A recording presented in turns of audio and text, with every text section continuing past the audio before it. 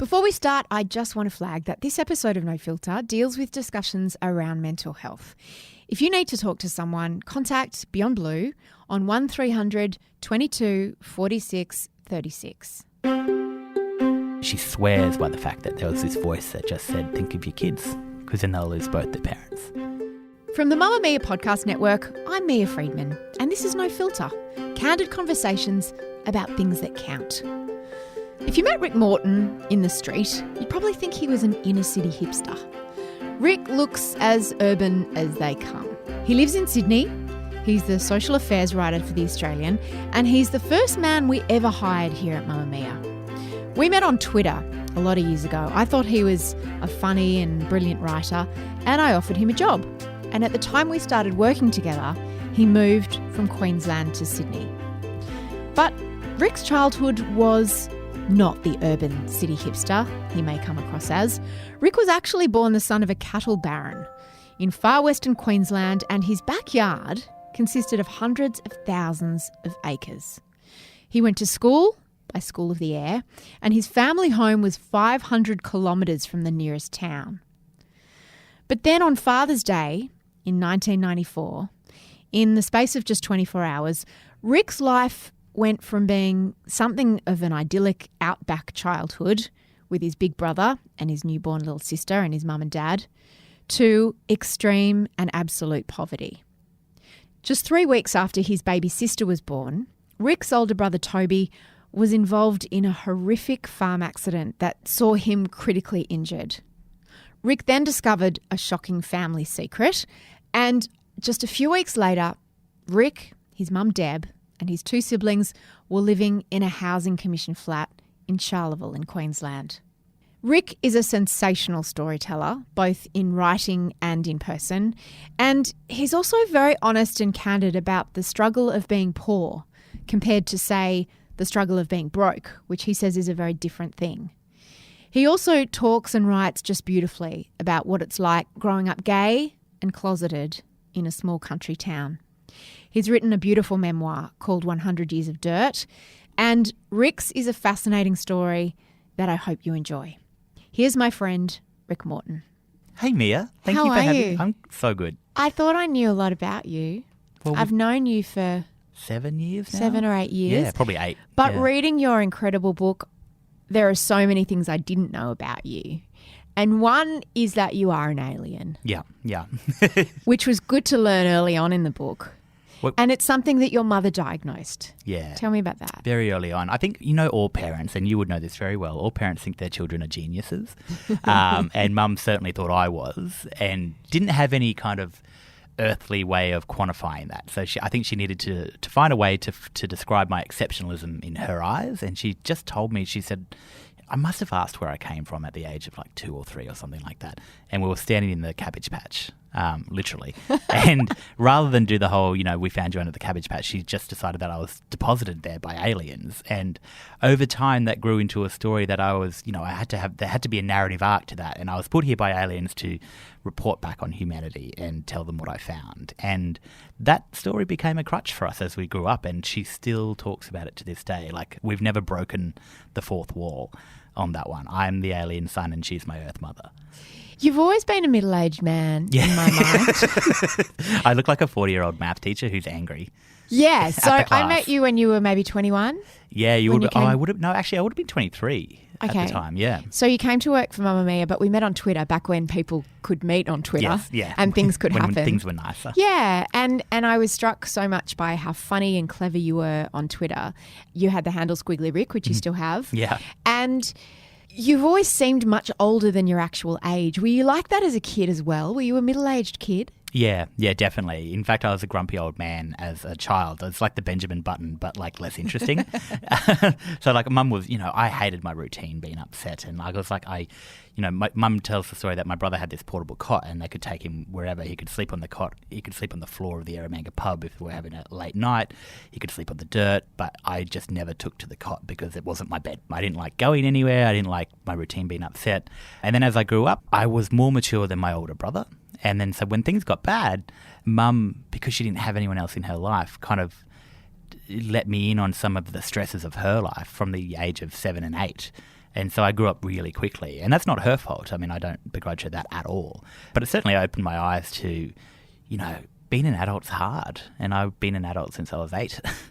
You've also always struck me as someone who's very urban, which was so interesting. Your book obviously is called 100 Years of Dirt, and you grew up as rural as they come for generations. Yeah. Paint me a little bit of a picture of your childhood growing up in rural Queensland. Yeah, so my earliest memories are from 2 cattle stations called Currawilla and then Palparara. They just sound like made-up names, really, don't they? They do. So, both of these are in far west Queensland. So, people talk about Western Queensland as being like Dalby over the other side of the Great Dividing Range, but this is 15 hours west of Brisbane. So far west, you're almost in South Australia, and it's just such a vivid... that landscape, there's a reason why in Australian cinema history the landscape, or the outback particularly, is often cast as the villain or a major character in film, because it is so uniquely characteristic of, Australiana, and it's beautiful and red and rolling, and there is nothing around. And when we moved to Mount Howard, which was the station I remember the most and where a lot of this book is set, I just remember it was the best childhood, because it was just my brother and I at this point before my sister was born. And we had motorbikes and horses, and there were cattle, and there were dingoes and emus. My brother stole an emu chick from underneath a dad one day, and we were escaped on a motorbike.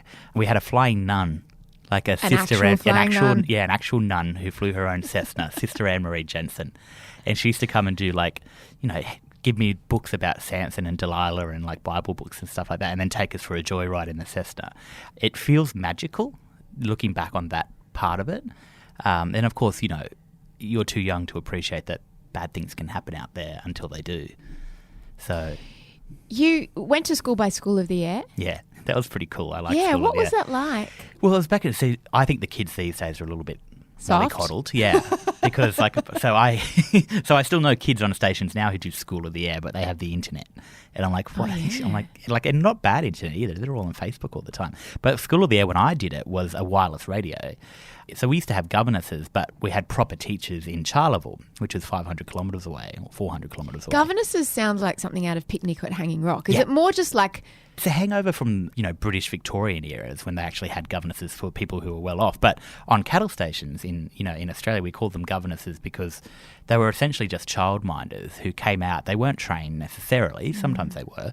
But they would just come out and they would go sit with you while you did your schoolwork, which was mailed to you from the School of Distance Education. So you would do most of your work with these governesses, but your actual teachers were on the other side of the radio. And the mechanics of that is really interesting because we would have a class and there was about 5 or 6 kids in my class in year 2.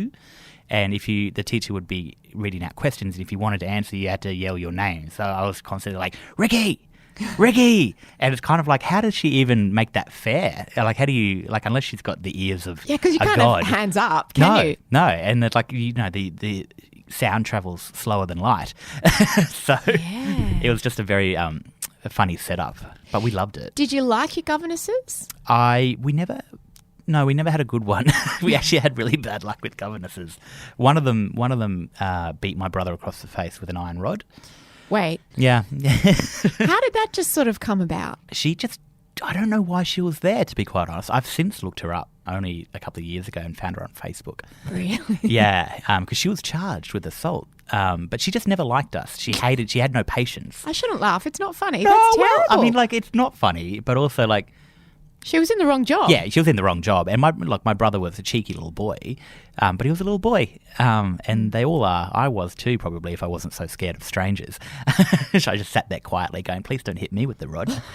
So yeah, we had, I won't say her name, but we had her. And then we had another one. Have you reached out to her on Facey? I thought about it for the book. Yeah. I thought about just going, what do you remember from that time? Yeah. Because I would love to know her side of the story. Not that, Yeah. It's in the court records, so I could have just gone through them. But and we had another one who didn't last. She came in her, this is so funny, she arrived in her little hatchback Toyota Corolla, which got bogged in the bull dust on the station. So when the cattle trains come through, the big road trains, they compact the dirt so much that the dust becomes like quicksand. And just big piles of it on the road sometimes. And so she got her car stuck in there. And I remember as a 6-year-old thinking, who is this idiot?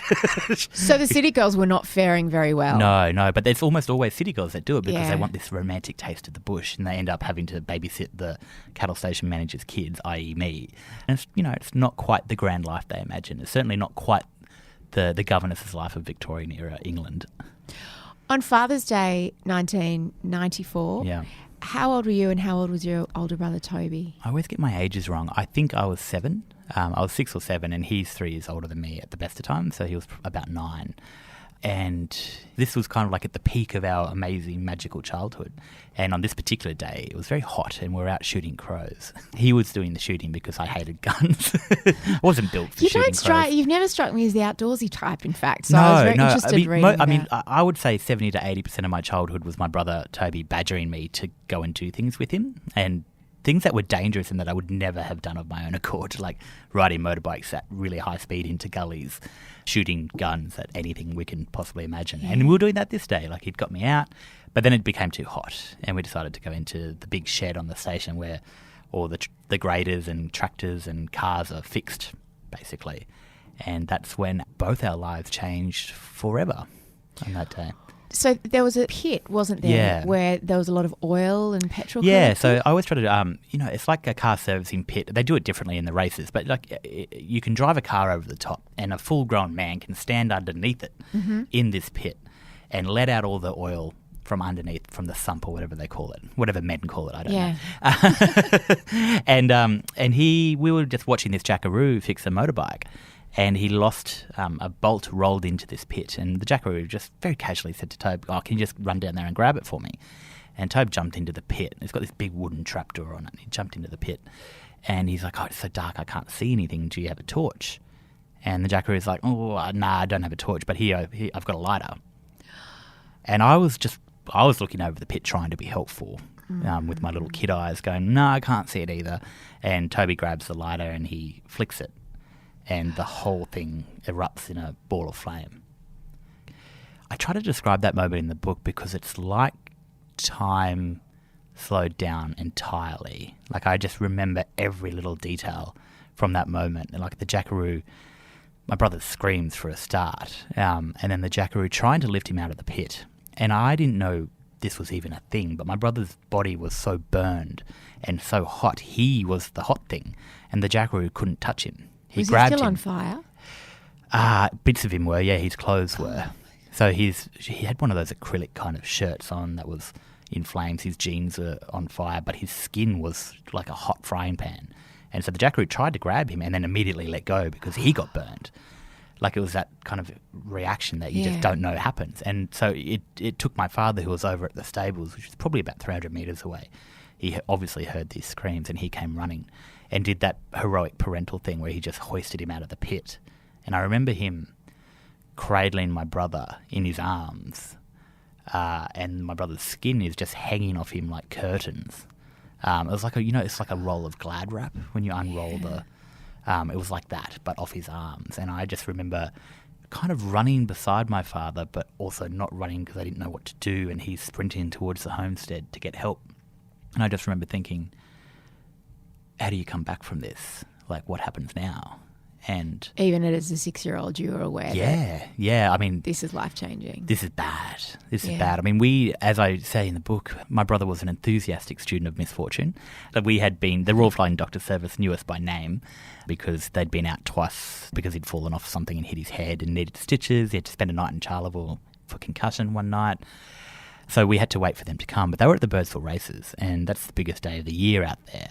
And they had to come to our station via Charleville, where their base is, to refuel. So what were those hours like before they got there? I blacked out some of it.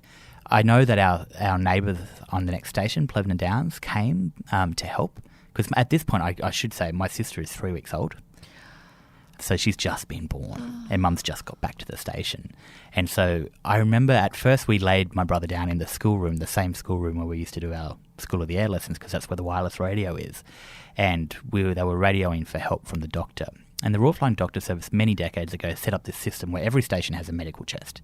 It's this big green steel box, and you open it up and everything's got numbers on it. So they can say, pull out the number 2 and draw up 10 milligrams. So it's like School of the Air, but ER. But ER, exactly. Everything had to be done by the air. And it's a really good system because that saved my brother's life in those moments, in those hours. What did they do? What do you do for a burn victim? Because the pain must have been indescribable. He was covered in towels.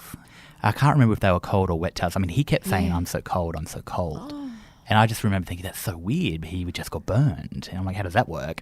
His head had swollen to twice its size because the fluid couldn't get out like you normally would when you were sweating. His skin had been cauterized, essentially. And he was just kind of sitting there shivering and shaking and just kind of murmuring to himself. And then I remember they transferred him, when the neighbours came, they transferred him to the couch. And I think they put a cannula in, or they injected him with something.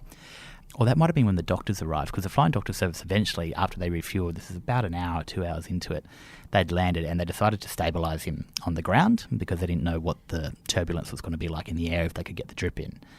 But by that point, it was almost dark, and they never take off or land in the dark because there's so many kangaroos and wildlife that they could hit one and might kill themselves, but certainly wouldn't be able to fly the plane. And it's not like an airport where there's lights on the runway. No.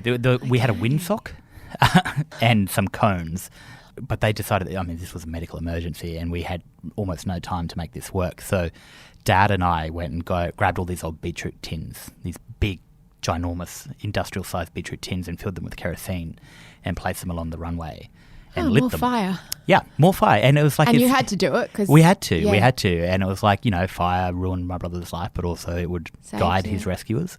I remember Mum with my sister getting onto the plane after my brother had been loaded into the back of it, and I just kind of naturally followed her. And she said to me, there was no room. She said, you can't come. Yeah. And she said, you have to stay back here. But this is the thing that I'll never understand. My father said to my mother at that point, don't go. Don't go? Yeah. With your son? Yeah. Why? I will never understand it. I think, and Mum said to him, so there's a story in the book about when he was 5 and he was thrown into a wall by his own father and ruptured his spleen, and he was sent to Adelaide Hospital. He almost died. He was sent to Adelaide Hospital 1,000 kilometres away on his own, and he never forgot it. And he told my mum how much that hurt him. And it was like some kind of reverse trauma for him, I think. Like he felt like he was my brother. Oh, and he didn't want to be. He was feeling like he was abandoned. Yeah, he didn't want to be alone. Oh, man. And then the plane took off, and my memory goes literally black for 3 weeks. I don't remember anything. I don't remember what we did that night, Dad and I, alone on the station. The trauma that you must have experienced. Yeah, and I remember everything else. I just can't remember. I don't know what we did. I don't know how we got back to the homestead. I don't know nothing. And it really drives me mad because it's not like, I was young. It's like you remember things in granular detail up to that point. And I remember things 3 weeks later when another really traumatic thing started happening. But that gap, it's not like I have a fade out. I don't even remember getting back to the homestead. I don't remember once the plane is in the sky turning to my dad and saying, what do we do? I don't remember any of it. When do your memories kick back in? They kick back in when we go to visit my brother, and I see him in hospital, which is a couple of weeks later. Dad waited that long before we drove to Brisbane. How far was it? It's a 14-hour drive from where we were. And so me and Dad drove to Brisbane to see my brother. And I remember just kind of the real despair of the hospital situation for him, which was, daily screaming pain as his wounds were dressed and the bandages changed and he had to get washed. And he'd had all these really painful skin grafts. So his body looked like a checkerboard, where they'd taken skin from the fresh sites that weren't burned to put on the other. And this is a really rudimentary skin graft system in 1994 compared to what we can do now with spray-on skin and things like that. So it was painful.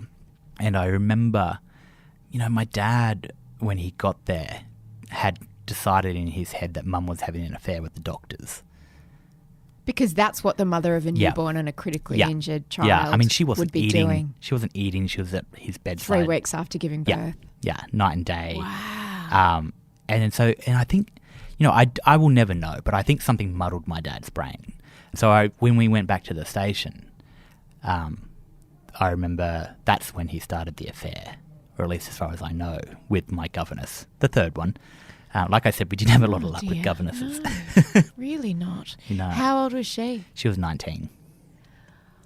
Okay, so Yeah. your dad had a wife with a newborn and a critically ill child in hospital in Brisbane. Yep. He had you, who was 6, on the station. Yep. And he thought that would be a good time to Yeah. embark on an affair with a teenage Yeah, governess. and a really clumsy teenage style affair. I mean, he was 34 at this point, I think. But like one that I found out about, like the 6-year-old. How did you find out? The first time I knew something was wrong was when I'd gone upstairs for a shower and I decided it was a 2-story homestead house and I decided to surprise Dad by scaring him when I came back down the stairs. So I kind of crept down the stairs really quietly and there was a door that led off into the living room and I just burst through it and she was sitting on his lap in the leather recliner chair that he always sat in and she kind of just sprang off, like surprised. But I remember thinking, weird. But again, I'm a 6-year-old. I don't have a lexicon for this kind of thing. I just know something's not quite right. But then it sealed the deal when I saw we had dinner with some of the jackaroos, I think. I don't know how long had passed between that moment and this, but we had dinner and I went to return my dessert bowl to the kitchen and they were kissing in the kitchen. And then I'm like, okay, this is bad. But still, as a 6-year-old, Yeah. you don't even have words like affair or adultery or... I didn't know it was a thing. Yeah, I you describe it as being a feeling more than Yeah. words to be able to put around it. And it's like, and you know, I will come back to this later, I'm sure, but that precise feeling that I felt when I saw them kissing, which they never saw me, by the way, I kind of like saw them and then backed out of the room. That feeling is the exact same feeling that my anxiety manifests as today. And it's triggered by similar things, actually. And that feeling is the realest thing from my childhood that I still have. Did you confront him? I did. Not then. I confronted him in a kind of a 6-year-old boy kind of way. I was crying in my room one night when he was walking past and he came in and he said, "What's wrong?" And I said, "You don't love Mummy anymore, do you?"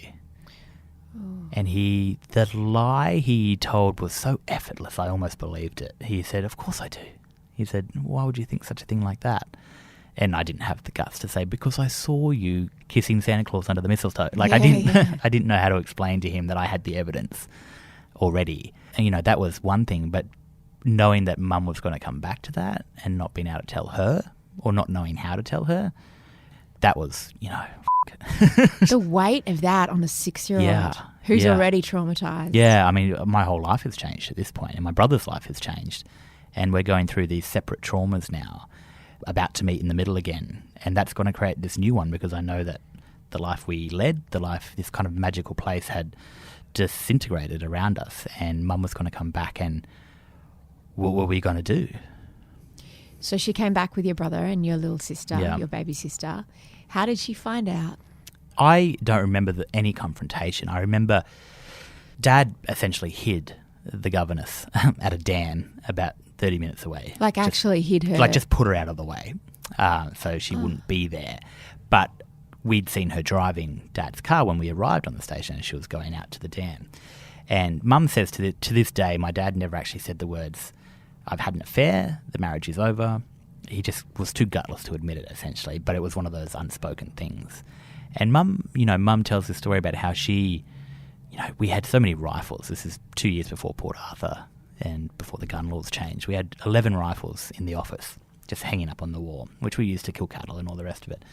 And Mum swears to this day that she just thought about grabbing one and shooting my dad and the governess.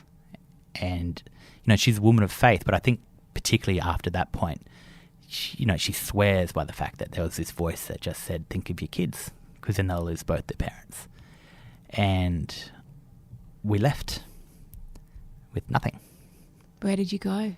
Emergency public housing in Charleville, which is the nearest big town. So we went from, being the squattocracy, the landed aristocracy, and then we've got, Mum, newborn baby, tragically burned brother, and me living in public housing. The alien, living in public housing in Charleville. And it was just really, God, it must have been, I can't imagine what it felt like for her because I don't know if I could have handled that. So that was literally, people say, how do you become homeless? How do you fall into poverty? That was a very abrupt descent into poverty, like Yeah. literally overnight, your life changed. Just like that. I mean, he again. froze the accounts. He froze the bank accounts. He kept the car. She didn't have any money except for the joint accounts that she had with him. And, you know, at this point, she's in her mid-30s, I think, and she's been out of the workforce her entire adult life except for that after-school job she had in David Jones. So she's got literally nothing on paper, but also nothing in terms of a way out. Like, she is starting from scratch. And we weren't even where we needed to be at this point. We were in Charleville, and we thought, well, she's got family in Brisbane, or in Ipswich, I should say, and a brother in Boonah. And so we had to get there. To be around family. Yeah, just to be close to someone. So you got to Boonah eventually? Yeah, her brother gave her, he hired a truck for about $2,000, I think, and he drove out and grabbed some of the furniture, couch, tables, chairs. They had bought a piece of land, the two of them, in Boonah, outside Boonah, where they planned to retire one day. And Mum had to take him to court, basically, for half of that, which was $15,000. And that was a year and a half afterwards, which allowed her to get set up just enough. We were still renting. She didn't have a job. But we had a car, and we bought some furniture, and that was us. Did he marry the governess? He did. He invited me and my brother to the wedding. Actually, no, he didn't invite us to the wedding. He tried to trick us into going to the wedding. So we used to visit him on holidays still, even though Mum probably... She was quite within her rights, I would say, to forbid it. But she's like, no, the boys need their father. And if he's willing to be a father, then he should be able to. He never quite was, of course. So we used to visit him on every other school holiday. But then I remember when he told us he got engaged to the governess. We were at Tambo, which is in Western Queensland. He was managing a station outside of Tambo. And we had an engagement party, which felt like one of those hollow Great Gatsby things, really. I was just like, what is all this? I do remember eating all of the cheesecake that was left over, however, and I've never been able to eat it since because I made myself sick. And then he told us that he was, we were going to go see him for holidays in Toowoomba. And we thought, great, that's really close to Boonah. It's only an hour and a half away. And then Mum found out through an extended family member that it was actually going to be their wedding. And we were just going to be dressed essentially and sent along. And when we found out, we said, we don't want to go. So we weren't there for that. Are they still married? Yep. Have you looked her up on Facebook? I've still talked to her. Do I'm you? actually Facebook friends with her. Oh. I know. I don't. What's that relationship like? Well, I don't know what it's like now. No, you and her. Oh, yeah. What's that relationship like? Because I've always been a bit of a coward, I guess, like my father in terms of confrontation. I don't like it. And so when we used to visit, my brother was always, a complete dick to her. And, he had every right to be. But I just resiled from that. I'm like, I don't like being mean to people, even though she's been incredibly mean to our family and didn't want him to see his kids anymore. She wanted her own family, and she's got that now. I've got a half brother and a half sister. Are you in contact with them? They added me on Facebook a couple of years ago in 2012, and so I'm Facebook friends with them. I love the Facebook thread through all of this. I know. It's such a modern... And there's more to come on Facebook. Facebook plays another part in this story in a minute, which we'll get to. We've gone from, School of the Air wireless radio to my half-sister added me on Facebook. This story definitely spans the timeline. And the funny thing is that I know exactly what that means in terms of what your relationship is, the parameters of it. Yeah, there's not much there. We had a quick chat, me and my half-sister, and I obviously bear them no ill will at all, and I hope they're very happy. And I've always just maintained a very distant contact with my stepmum.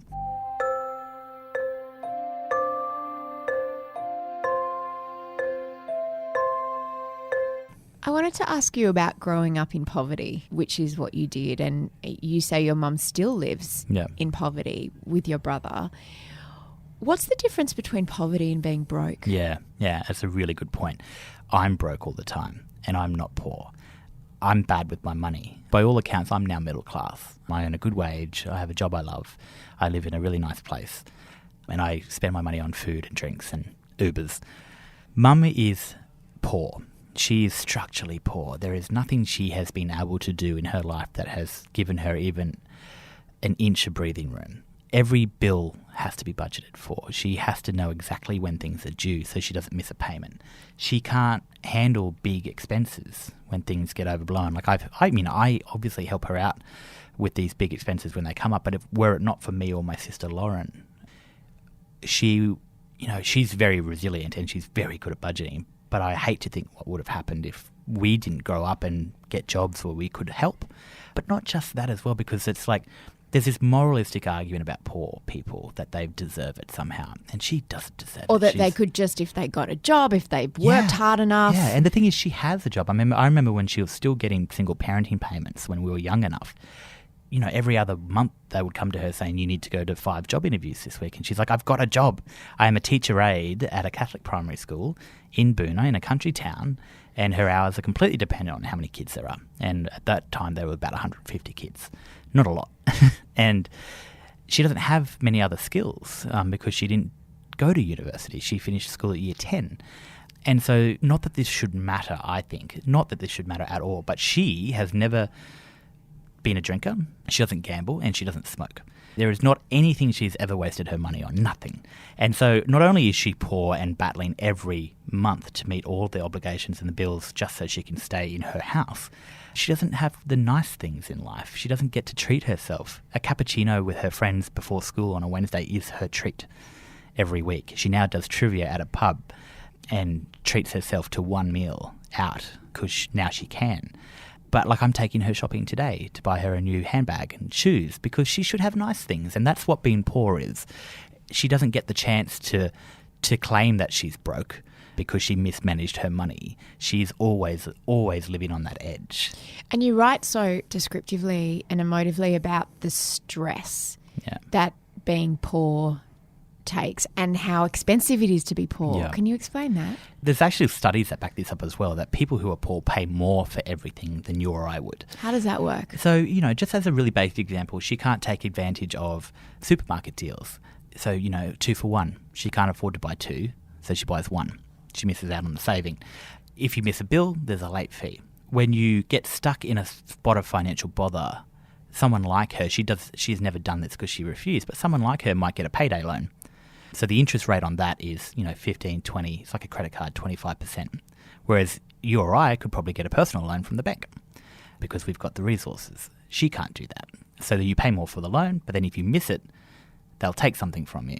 So you might have been paying off a washing machine, but they take it back. So not only have you been paying more for the washing machine, but now you don't have it. If you've got an appointment to make, sometimes you have to spend the money to get to the appointment, but go and miss out on something else. Or if you miss, a job interview and realise that you're going to miss it, but you need that job, you have to pay for a taxi when you don't have the money because you don't have a car. And all of this constant internal dialogue of having to add things up and working out how much everything's going to cost. It's like you're in battle every day. And every day you have to plan and every day you have to strategize.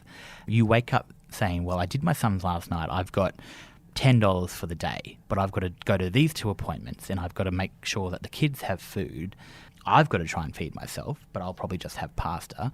And then you're worrying about the bills. And I've been this as a broke person who spent my money badly, but then realised that I don't have any money left. And that stress of, you're like playing chess with yourself going, how can I possibly pay these bills that I know I have to pay soon, but then the car registration is due.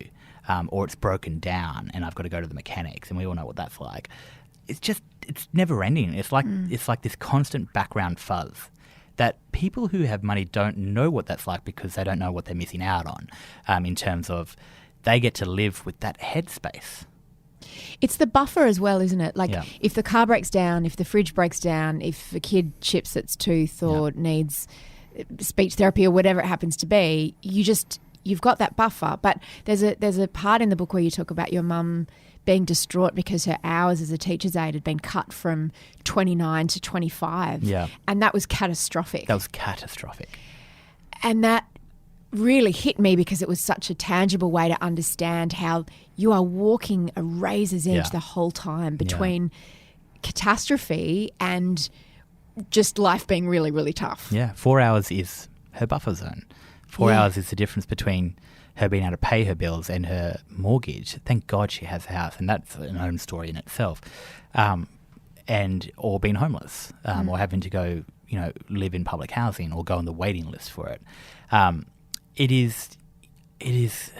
I mean, she's often spoken to me about how she needs to get a second job, And, ordinarily you would go, okay, maybe that's a good thing. But in Boona, she doesn't have the skills to do something like office admin, even though maybe she could learn them. But then do they want someone doing that one day a week when she's doing the teacher aid stuff? And so she's always thought, well, maybe I'll just go pick some pumpkins or pick carrots and become a fruit picker. And she's 57 now. And when she had her hours cut, she said to me, she's like, I'm just going to have to get a second job. And I'm like, I refuse to let you get that job. There's nothing wrong with those jobs, but her body is broken. I mean, she's lived a hard life. Yeah. We're in a rental here in Sydney while I'm doing book stuff, and she's got the downstairs bedroom because the stairs are hard on her knees, and she's 57. And I'm like, I have the money to give you, and I will give you whatever you need. She hates taking it, but I will not allow her to become a pumpkin picker because, hasn't she done enough? Like, honestly. The book's a bit like, in some ways, a love letter to your mum and her spirit and this incredible Aussie chick. That's a good way of putting it, actually. She's so cool. She is. But still, as much as she loved you, you were still nervous about telling her that you were gay, right? Yeah. Tell me that story. I just, I had this chat with my friends today even when they're like, oh, yeah, like being gay is easy now. Like the next frontier is X, Y, Z. And like, you've got nothing to worry about, which is all true. I mean, so much progress has been made. But, that's what anxiety is. You don't know how people are going to react, even if you suspect they should be okay with it. And I suspected she would be okay with it, but I just had to tell her, and I was never going to know for sure until I did. And I was staying at a friend's hotel room because I went to this stupidly rich university and everyone had a lot of money and I was on a scholarship. And so I was staying at my friend's hotel room because she was just renting a hotel in between finding a house. And I just decided that I told a couple of my friends from high school, and Country Telegraph being what it is, she was probably going to find out. So I drank I drank 2 litres of goon wine, essentially, Stanley's. It was $13 for a 4-litre pack. And I drank half of it and rang Mum, and I just had to tell her.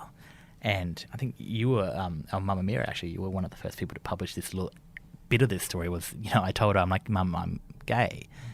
And she said, oh, darling, I don't care. She's like, but I've just got one question. And I love a good question. I do. And she said to me, she said, was it the Ken doll I gave you when you were 6? And I actually didn't know how to respond immediately. I'm like, that was not what I was expecting. Oh. Having said that, I look back on it now. I'm like, why did you give me a Ken doll when I was 6? Like, it doesn't matter, but what were you thinking? Because my brother had Action Man and G.I. Joe. Yeah. And then she gave me a Ken doll. She's like, well, I thought he had dolls and you deserved a doll too. I'm like, yeah, but what were you thinking that you bought a Ken doll? Anyway, so, she handled it really well. She did ask me, she's like, how do you know? How did you know? And I said to her, I'm like, well, how did you know that you wanted to marry Dad? That he was your type? And she's like, yeah, all right, checkmate. So you had crushes. Were you aware from an early age? I was aware from an early age, but I honestly thought that I could get away with never doing anything about it because I'd never felt that strongly about anyone. I knew I was sexually attracted to men, and I occasionally had crushes on boys in school, but it was never anything that kind of, savaged my emotions. I'm just like, oh, well, he's attractive, but whatever. And then I met a guy at uni. He was a friend of a friend, actually, and he was only up to visit. I was on the Gold Coast. He was coming up from Sydney, and he was just there for a week, and I fell completely in love with him. In that week, in a really stupid, what should be a teenager way, except I was 21. Was he gay? No. Oh. That was part of the problem because I couldn't do anything about it. But also, A, I realised for the first time what it felt like to really, really like someone. And then B, I just did all this arithmetic in my head. I'm like, well, he's straight. 40% of, probably 80% of the population, or 85, 90% are straight. I'm gay, 10% are gay, 5% of them are boys, maybe 3% of them are, in Australia, maybe 2% of them are in my area, maybe 1% of them are in my area. Maybe maybe 0.1% of them might be interested in me, but I'm not interested in them. Oh, so if you get down to 0.05% of all the gay men in the world who might be interested in you, you're interested in them, and you could possibly fall in love and be in a relationship. And I just saw those numbers, and I'm like, well, that's impossible. I'm going to be alone for the rest of my life. You came out on Facebook? Oh, yeah. So I remember writing this thing at the time. So I'd come out in my real life, and then That must be exhausting, having to just tell everyone, hey, I'm having those conversations. Constantly. exhausting. And like even just like the little things, like getting in a cab and they're like, you know, you got a you got a wife, you got a girlfriend, you got kids. And I'm like, no.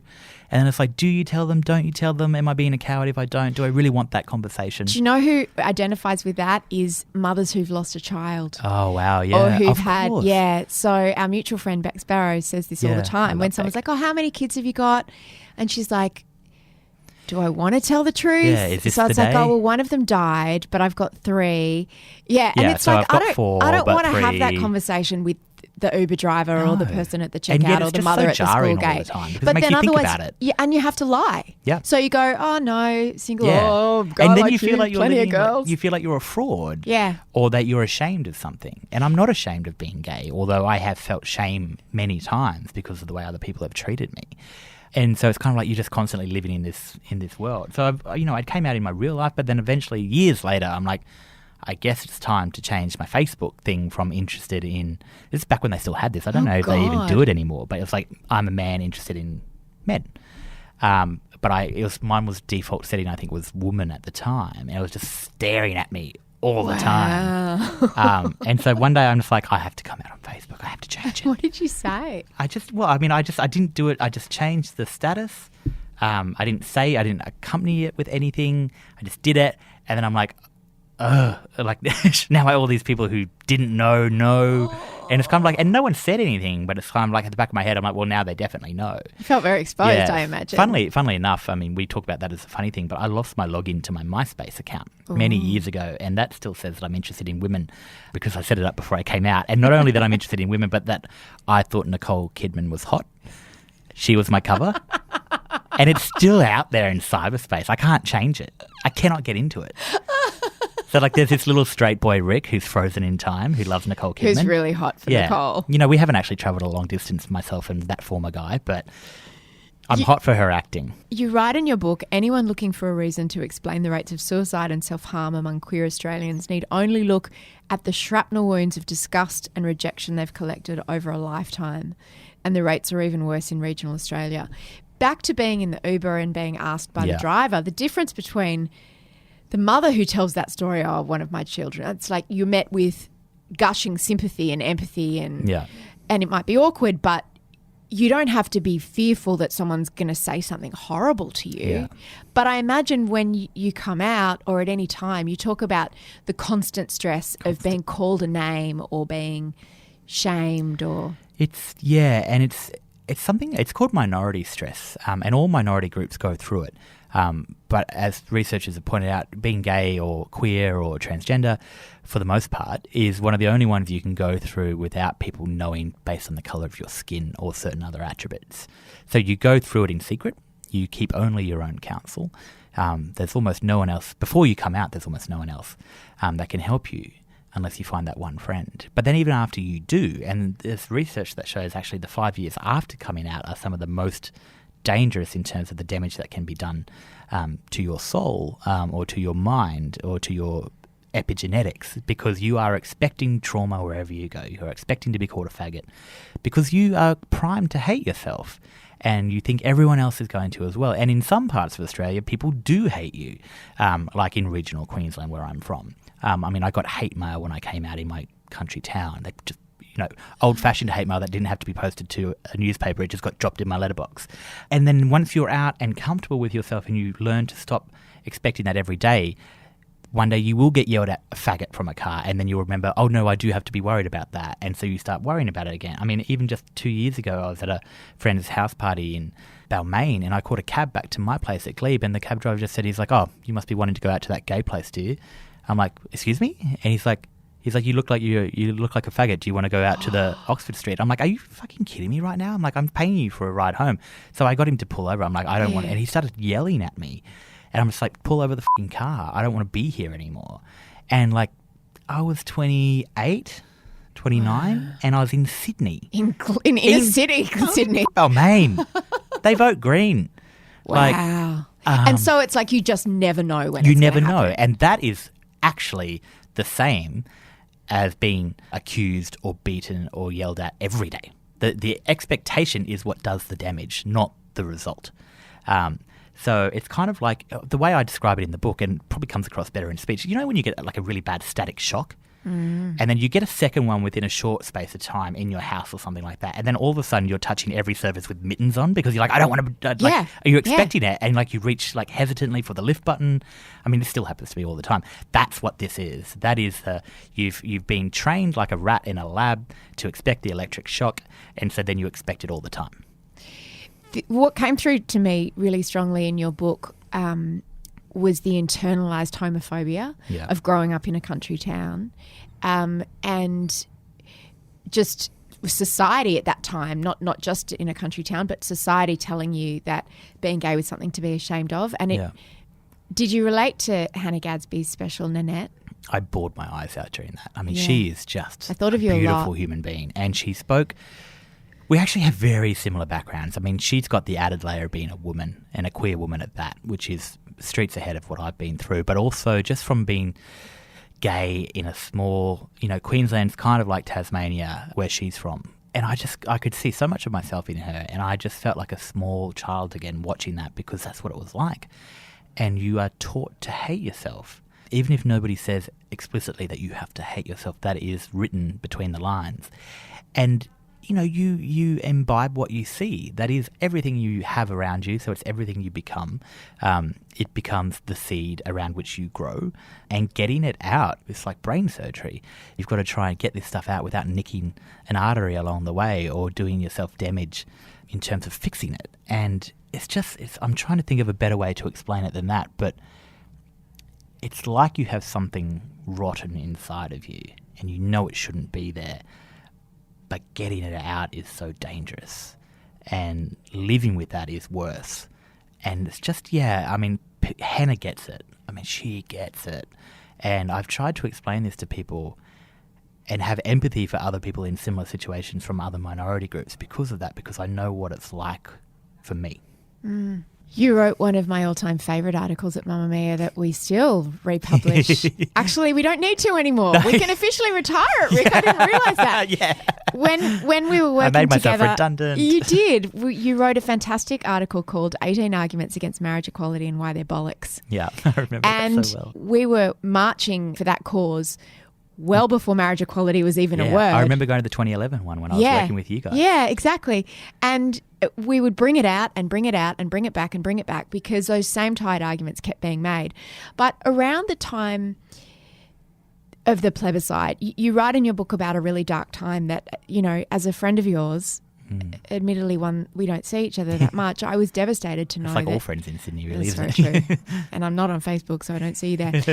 You went through a shocking time. Your anxiety went next level. You attempted suicide a number of times. In October, yeah.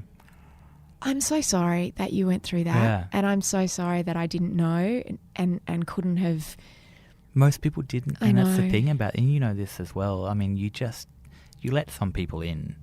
But even then, I mean, you're not in your right mind. I wasn't. Yeah. It's not like you're going to put on Facebook, hey, everyone, just letting you know. No, I'm just not that kind of guy. I mean, I know I'm doing a podcast with you, but I don't like the attention. No, you've always been very, very introverted, private, not comfortable with public displays of affection of any kind. No, and certainly not ones that put me at the centre of some kind of rescue mission. To the point where your doctor said you've got to go to hospital and you wouldn't go. No, and you ran away escaped. because you're scared of blood tests. I didn't know that about you. I'm terrified of them. Rick, you're a child. Yeah, I know. God.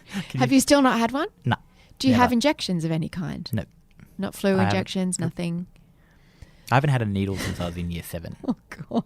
How'd that go for you in year 7? It was actually fine. Like, that's the It's ironic not bad. thing. I mean, no one loves them, but it's actually okay. And I was meant to get a whooping cough vaccine for my best friend Bridie when she had her baby Hamish, but I just waited out the mandatory period. You just greet the baby with a gas mask until it's 5. Hamish, I am your uncle. Yeah. He now knows me as like some guy in a hazmat suit. It's like Breaking Bad. Breaking Baby. What does anxiety feel like to you? How does it manifest and what triggers it? Because as you write so astutely, it is different for every single person. I have anxiety and it's different, I imagine, to yours. Yeah, and so mine's always been, so I've always had a social anxiety, which is a kind of a low background hum, and it makes me uncomfortable in situations, and I can deal with that. It's not perfect, but I can deal with it. The anxiety that I have first visited after my dad found out that I was gay. And he told my brother essentially that he was disgusted by my lifestyle and that he didn't agree with my choices. And he's the one that's made bad choices. Yeah, I being know. gay is not a choice, but what he has done I'm like, to his family is a choice. If you want to talk about choices, yes, let's have that chat because your list is very long and mine I can fit on a Palm Pilot. Early 90s reference. I like it. I love a bit of nostalgia. But so I found that out. So, Mum innocently told me that he'd said that on the phone. She rang me one day. Are they in touch still? No, but my brother had gone to see him and come back and told Mum, and then she told me. It's the old Morton family grapevine. That's how we found out about that wedding. And so she told me, and I still remember the exact day where I was when I heard that. I mean, the sun was coming in through the back windows at my place in Forest Lodge. I was on a day off from work. I was sitting on the couch and kind of just, in the living room, enjoying what was a beautiful, beautiful day in Sydney. And she told me that, and it's like the last little piece of gaffer tape that was holding me together broke. And it broke for good. Part of coming out as gay is having the suspicion that you are not loved, that people are disgusted by you. Mostly it's only ever a suspicion if you've got good people around you. But I heard that and I'm like, I knew it. I knew people don't love me. And it wasn't just that my father didn't love me. It was that everyone who you I extrapolated. It was extrapolated. He became the blueprint. And he became a blueprint in a really odd way. So I had a series of... I'd always found it particularly intoxicating when straight men acted like normal people around me because they never did. And so you get one particularly beautiful one, and I mean beautiful in like a soul, who just treats you like a normal human being and gives you a hug and a kiss on the cheek when you say hello because they're your friend.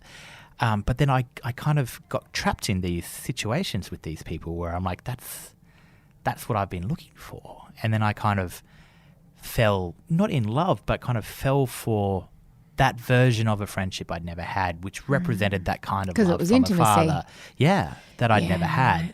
And then it became really, really poisonous when, I saw them kind of like having this life with other people away from me. And it was like, oh God, they're leaving me. Or if they didn't respond to a text. And it wasn't just them, it was friends and all these other people. And it became the feeling I got when I saw my father kissing the governess in the kitchen. That is the feeling I get when I have a panic attack. And it's normally triggered by one of these things. It's normally triggered by this idea of abandonment. That this is the moment I can see the train going off the tracks. And I even now I'm kind of getting like a simulation of that feeling. It kind of rises up from within me, and it's like a boiling kettle is being filled up until it reaches my head, and I lose it, and it's really toxic. It's toxic for when me. you say you lose it, how does that manifest? Just kind of shaking and crying, and just like wanting to almost like dig this feeling out of my head. It's like get it out. It is just so real. It feels like I'm about to die. It feels urgent, and that there's nothing I can do about it, and that this is all happening again, and that this is destiny, and people are leaving, and why wouldn't they? Because they've left before. I've got the proof. And it is just the most hideous feeling. I mean, I've had depression for a long time. But, it's almost, it's not a bad kind of depression. Obviously, there are scales, and it's bad and it's not good. But it's never made me want to kill myself. Anxiety is just a completely different hideous beast. How do you manage it? Medication these days, which is, I have to be on it. And I never, ever went on medication until after 2014. I just avoided it for most of my life. No. Why? I had it in my head that I didn't want to be stuck on that stuff. I love being stuck on it. Oh, God. I don't see it as being stuck on it. I see it as saving me. Well, and I think I have to come to terms with that because it does save It's like me. insulin. Yeah. Like diabetics aren't stuck on insulin. Precisely. They use insulin to stabilise. And I realised how much it was doing for me when a doctor without warning, cut my dose by half last year. I got so angry when I read that. Honestly... I also got angry at you for not thinking, I know. Hang on, this is probably a bad idea. I'm like, he's a doctor. I revere doctors, even though I hate blood tests. I think, they're smarter than me. You'll do anything. Just don't stick a needle in me. Exactly. Sure, I'll if you cut tell my me to cut medication dose, by I'll do half. it, which is probably far more deadly. And the effects were almost immediate. That could have killed you. Yeah, it almost did. It almost did. And I didn't even realise what was going on. And this is why it's so intangible, this kind of, all mental illness is so intangible, because that's chemicals in my head. Yeah, and reading about it, you could go, but why did he not put two and two together? But in the moment, you're not thinking real. with your right I'm mind. like, something's gone wrong. What is it? I'm like, there's people around me. Do they love me? That's what it is. I've noticed something. It's chemicals. Yeah. And as soon as I went back on my normal dose, I say this in the book, I remember the precise point on the street where it lifted. When the medication kicked in, I was walking to work and I'm like, oh my God. Like I had the same thoughts as I had before, but they're not poisonous. It's like, oh, Bridie hasn't texted me back. I should give her a message. Or like, I haven't spoken to Seamus in a while. I'll give him a message. It wasn't poisonous. It was normal stuff. And that's the difference. And it's like you're not seeing the world through anxiety-coloured glasses. Yeah. You're just seeing the world. Yeah. Which is, God, you don't know how much, well, you probably do, but you I do. don't know how much you miss it until you get it back and you're like, oh, God, this is pleasant. And also you don't realise, when I started medication, I didn't realise that the world didn't have to look like that. No. I just thought that was the world. Yeah. And I thought that was how you felt in the world. Yeah, it's the worst world ever. Yeah. Have you got a partner? No. Why not? Because I am a busy boy. That's such a lie. Oh, you're a busy boy sexually? No. Because you say in the book, which I think you finished, how long ago did you finish it? I finished most of it before Christmas and I finished the last chapter in April. So you said a few months ago, you said at the time of writing, I've never had a relationship. And how old are you now? I'm 31. Rick? I know. Are you a virgin? No. Well, that's good. I had to think about that. You did have to give that a bit of thought. How long That's until you're a progress. virgin again? It grows over if you're a girl. Not sure that's how it works for boys. Can you feel, you do describe a scene when you're in bed with a guy and it's beautiful and you're just holding each other and cuddling each other and he's telling you all the things, the reasons that he loves you. Yeah. But you're not a couple. No. What are you? What are you? What are you? You're like a drunk girl at the bar. What are you? What are you? What you and him, like in that moment, what is that? Is that just like a friendship with benefits? I mean, I'm not trying to be It's not even reductive, with benefits. but No, it's deeper than that, I think. Yeah. And I think I've always looked for something deeper. Like I'm not... Like what is a relationship to you? Because it seems like you've had them. I guess that's probably a good definition. I've had really deep, affectionate but not intimate relationships with so many people in my life. And some of them I would call friends. But this one in particular, I think is closer to... Soulmate's the wrong word for it. But we just get each other on a really deep level. And I think like he's much younger than I am. And he's still going through the world, figuring himself out and doing things that make him happy in terms of music and stuff like that. And it's one of those, it's such a gift, I think, to have this because I don't want anything more from it at the moment. I'm not jealous. I just love him and he loves me. And when we stay at each other's houses, we sleep in the same bed. And do you fool around? Not really. We kiss and things like that. But no, it's just beautiful for what it is. Do you dream of getting married or having kids? Or Yeah, I do. I think that's probably the biggest disappointment in my life, to be quite honest, is that, and I feel incapable of pursuing it. I mean, I don't know how to have a proper relationship as normal people would define them. Normal people. See, I'm doing it again. I don't know how it works. I get scared of, being that vulnerable with someone who, I'm all about vulnerability. It's my new mission for 2018 and 2019. To be vulnerable? To get everyone to be vulnerable, not just me, because... Well, you gave me a hug when you arrived. I didn't expect that. I hug everyone You don't usually like to touch. I hug everyone on the street. No. And they're like, get out of my way. There are AVOs taken out against you. I'm at Coles. I'm trying to find the bags. I'm just trying to use an ATM. Who even are you? I'm like, your PIN number is 5479. Give me a hug. It's just, I'll be perfectly honest. I'm sad about it. Like, I feel like that is the biggest hole in my life. And I don't know how to fill it. And I don't know if I'm capable of filling it. And I feel like the longer I leave it, the harder it is to do. Because I skipped all of that stuff. I mean, I never had the years of finding myself as a teenager like we all do, bumbling around like idiots.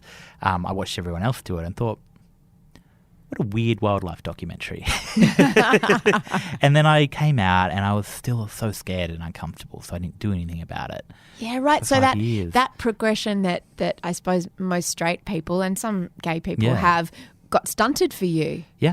The natural order of things it's all sort out of of got whack. Stunted, and it's a weird thing to do in your 30s. Yeah. Oh, totally weird. But when you say you're sad, maybe be hopeful, because I feel like that possibility is open.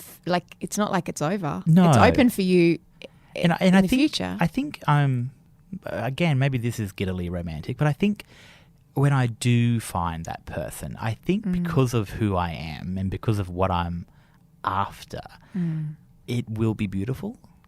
I mean, I've thought about this so often, like growing old and having the life that I've always imagined, which I'm getting closer to, but it's kind of like, it's rudely middle class. It's just like, living in this beautiful apartment, maybe in New York, but definitely in Sydney or Melbourne, and having, these fun jobs that we both enjoy, and then coming home and hosting dinner parties and like waking up next to each other and walking the dog. I'm getting clucky. I would love kids. You'd be a great father. I didn't ever think I would be. And I think probably then I wouldn't have been. But now I think I've dealt with some things I needed to deal with, and I'm a better person for it. Are you in therapy? Yeah, not consistently, but yes. But when you need it. And is your mental health stable? At the moment, yes. Exactly. Yeah. How stable are we ever? And was writing the book very triggering for you, or was it healing for you? Healing. I wanted to write this book, and I knew I was going to do it at some point in my life, whether I was 31 or 60 years old. So having always thought that from primary school. I mean, Mum and I, our whole lives were revolved around this story and the story of the aliens and how that intersects with what happened to us. I knew I had to do the book. And so I spent my whole 20s not only figuring myself out, but figuring out these feelings and what this all means, and coming to a really mature understanding about it all as well. Not pointing the finger at my father, even though, on paper he's done really bad things, but not finding a villain. I don't want a villain. This story doesn't have one. And then finding, Well, the villain's inside you in this story. Well, yeah, at the moment. Hello, villain. How you going, mate? But yeah, and so I knew I needed to do the book, and writing this was a relief, and having it published is a relief, because it's like knowing you've got a fate that you have to meet. And it's like, well, now I met the fate, let's go have coffee. Yeah. Isn't that nice? And I can write other stuff, the fun stuff that I want to write. I mean, this is fun, I hope, for some people. Well, it's beautifully written. I mean, you're such an exquisite writer. I hope it's the first of many, many books. Yeah, I want to write fiction as well. Yeah, please do. Yeah. I'll read your shopping list. You've got such an exquisite ability to... You've just got such a unique voice. Now, we didn't even get to talk about your brother's ice addiction. No. But people will have to buy the book and read that, because that's an incredible part of your story as well. Incredibly harrowing, incredibly common, like tragically common in this day and age. I feel like a lot of people will be able to relate to it. I think so too. And I learnt so much from that, and the effect that ice, more than any other drug, has on an entire family was just incredibly sobering. Yeah. Your book is an absolute triumph. I'm so happy to see you looking well and happy. Thank you. Keep taking your meds. Yeah. And go on more dates. Yeah. And I love you, and don't ever forget it. Not necessarily in that order. Love you. Thank you so much. Thank you so much for listening to this episode of No Filter. As I said at the start of the show, if you need to talk to someone, if this has brought up any issues for you, please contact Beyond Blue on 1300 22 46 36. Rick's book is called 100 Years of Dirt. It's available anywhere that you can buy books, including online at Booktopia. And next week on the podcast, I speak to another man who's written a book. 2 in 2 weeks. How's that? It's the Bachelor himself, Osher Gunsberg, who is, of course, not actually a bachelor, but he too has just written a memoir. It's called Back After the Break. Last time I spoke to Osher, I told him that I had heard that he was good at sex. So who knows what our next conversation will hold.